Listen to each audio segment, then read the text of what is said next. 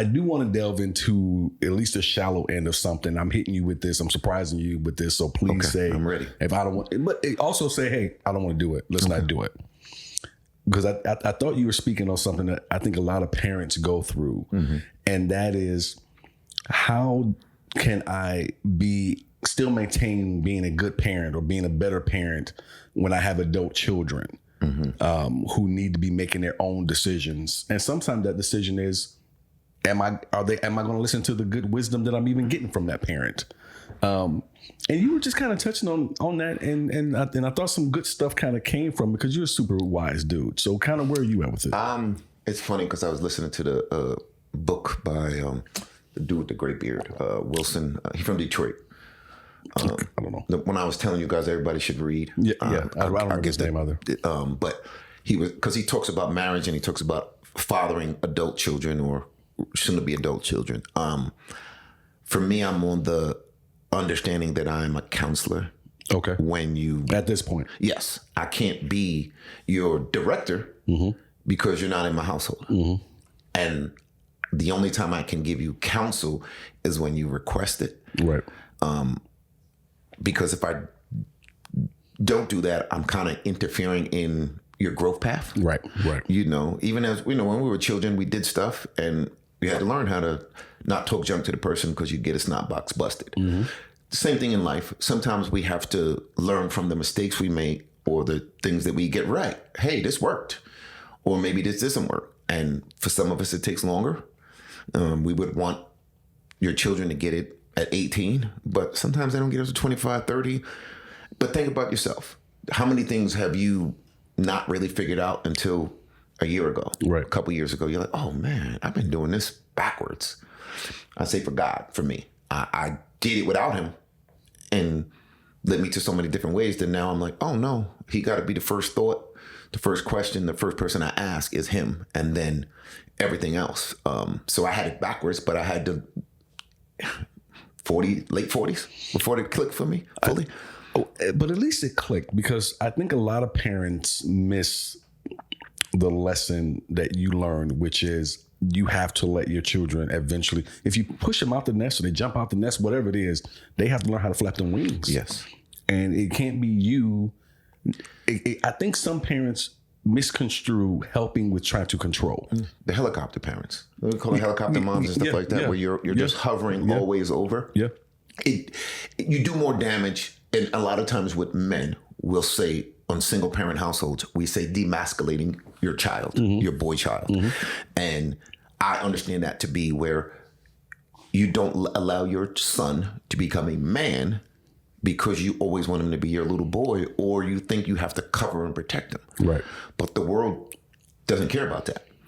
I tell people sometimes, and it's the God's honest truth, I got to a point where I just decided I couldn't, and I'm not alone in this. I've had this conversation with people who are with me on this and people who disagree, but I couldn't date women who had kids anymore because for me, it was a lot of different scenarios that would come into play. Maybe the dad was in the picture and I'm fine with that.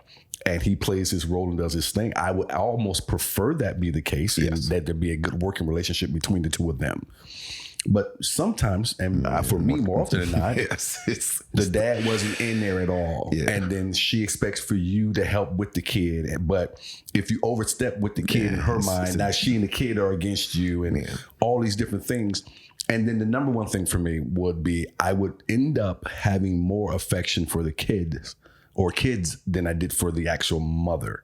So you wouldn't want to leave because of the kids. Yes. And then that would make it a very sticky situation when you wanted to leave her. And you're right. Especially if she wasn't, in my estimation, doing the right things by the kids as a single mom. Yeah.